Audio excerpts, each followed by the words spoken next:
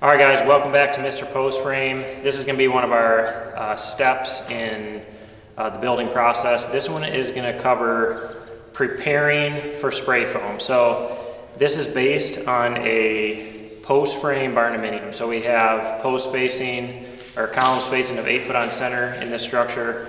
We're using exterior girts and then 2x4 interior girts. So in order to properly prepare for spray foam, we need to put our bottom girt on right at the floor, and then we need to get our top girt on and then cap that wall cavity off. This is a little different than stick frame, is that your wall cavity will go all the way up in the attic, so we have to cap that off, and so we can fill that in and seal it off from the attic. If you were going to spray in your whole structure, you would not have to do that. You could just spray right up the walls, right into your ceiling, but this is going to get blown in the attic, so we have to cap off the walls. So before we get started, if you want to design a Barndominium, we design all over the country. Reach out to us, design a Mr. Post Frame.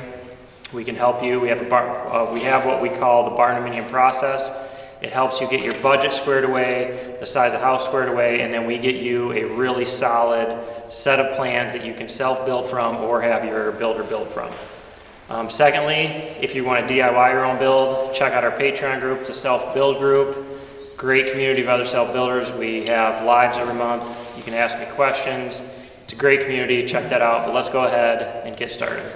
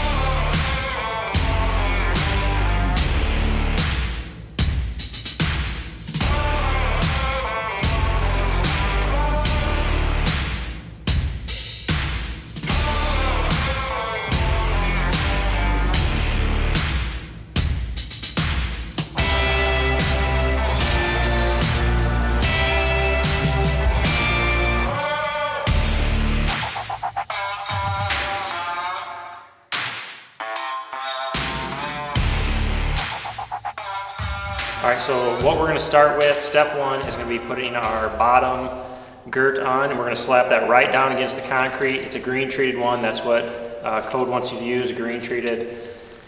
I always start on my sidewalls, and the sidewalls are what carry your trusses, and the reason being is because most of the time I will put my corner columns in line with my sidewall columns. So we're going to slap our sidewall girts up first, and then we will do our end walls. So let's go ahead and get started. And a quarter, I'm gonna write that here, 187 1/4. Our top girt should be the same. So now come here around, up right there in the middle. I'm gonna go right in the middle there.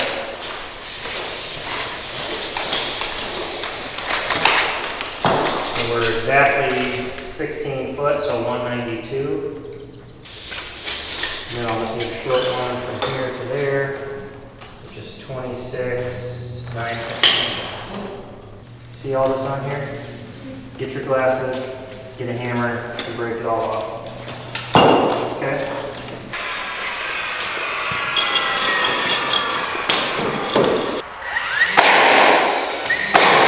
Got it?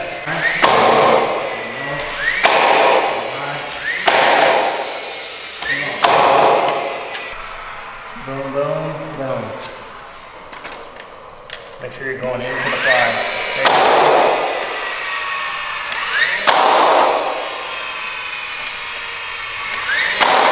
Alright, now bring the next board in.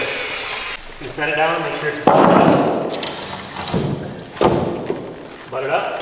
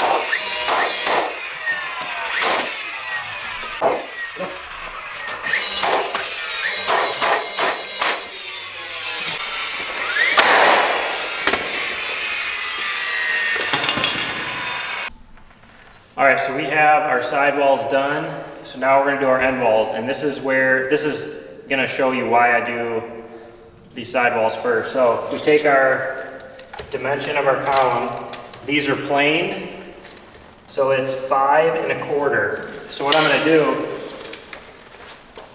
is come here in this corner, so the end wall column comes out 5 1/4. This column is faced the other way, so I can't just run the girt right along here, otherwise it'll have a bow in it. So I'm gonna come down here, mark 5 1/4, and then I'm gonna make that line go down here, and that's where the edge of my bottom girt goes.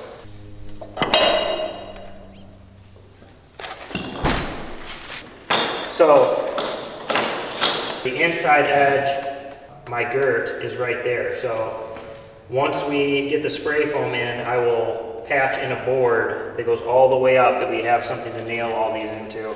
And that'll make more sense when we get to that point. You ready, bud? Yes.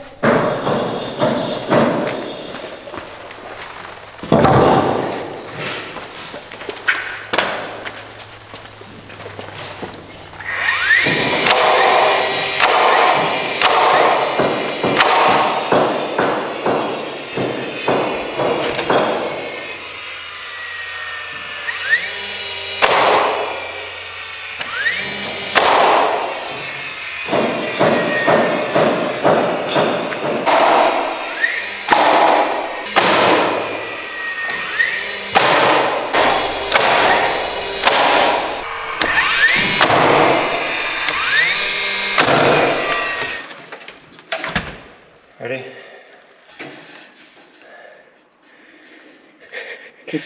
I'm breathing heavy, guys. I did the bottom, didn't take that long. Now we're gonna do the top. So, again, we're gonna start on the side wall.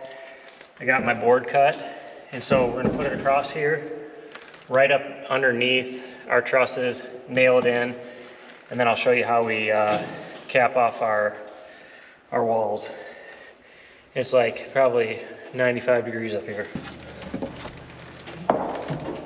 So we have to do this with green treated.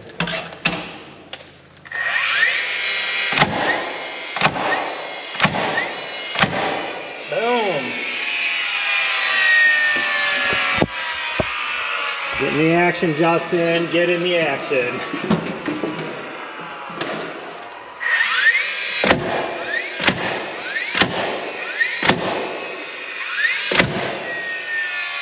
Like that. So to cap off our wall cavity, and we only do this if we're not going to spray in the ceiling. So this particular build is going to have blow-in up here. So we got to cap off these wall cavities so air can't go down or up the walls. That's bad. So we rip plywood, 12-inch pieces. I'm going to slide it over. Actually, I'm going to get my little nail block in, slide it over, nailed in here, and then I nail the block into this girt out here. Works out awesome. Remington, can you bring me up that block? So we should have done this on the ground, but Justin was up here with the camera, so I'll do the rest on the ground, but I'm just gonna find the middle. This is basically 3.5 feet's the middle. So I'm just gonna mark that. I take this little block here. Watch your hands when you're doing it this way.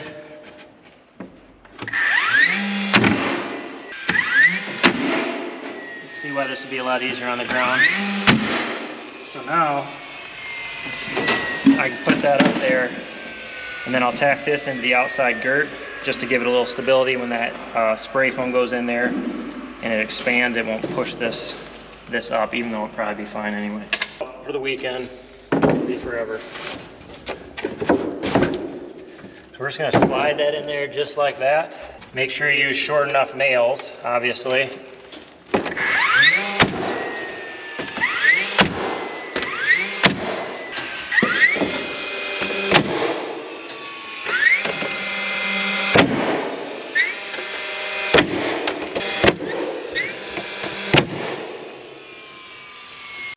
So now when we spray foam up in there, it has something to stop it. So it'll fill that cavity back there, back in that corner, but we'll be able to seal off the attic from the wall.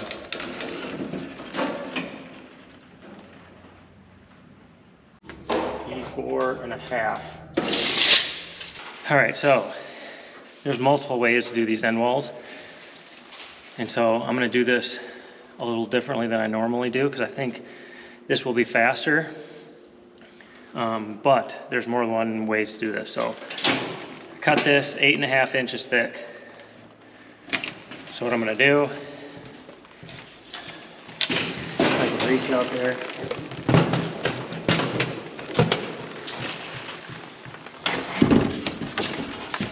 Of course, it's too long, Justin, in that corner. Actually, no, it won't. It'll go right there. It's gonna go right up along. That's perfect. So I'm gonna put this right up against the wall. Nailed into the bottom of the truss.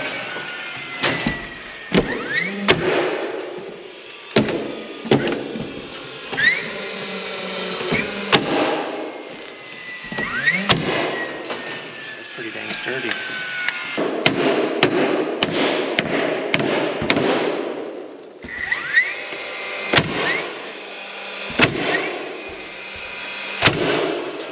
All right, so on our end walls, cut it 8.5 inches, nail up into your truss. We'll put our top girt across here, nail it down into the top of the girt, and then this whole cavity can be filled in. Later you can come across and set your joists in. If you have your joists in before, you could do this the same way, and you could just nail this right up into the bottom of the joist. You just have to make sure that this does not stick past 1.5 inches past that column so it doesn't interfere with your drywall ceiling. This is the way.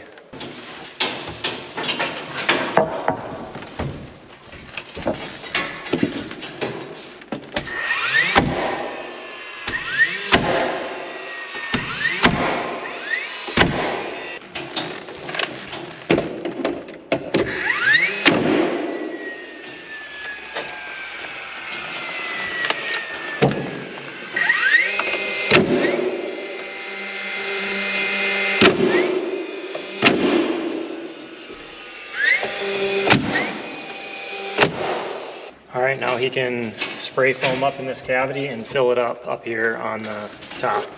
The thing I like about the top of the wall is to completely seal the top of the wall off and the bottom. So even though we're doing 3 inches, which will be right here, I have him come over and just fill that up to seal the attic off.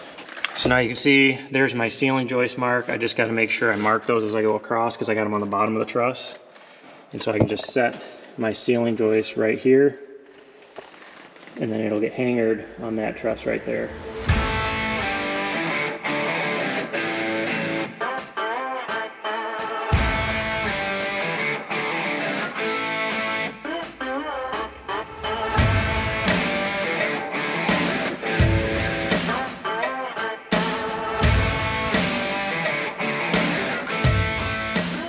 All right, with the help of Remington,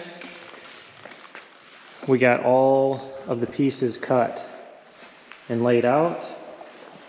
We did this, between me and him, we did it in 30 minutes. I'd cut them and he would bring them in and set them where they go. So now, what do we gotta do, buddy? We gotta start putting them up, right? Let's do it.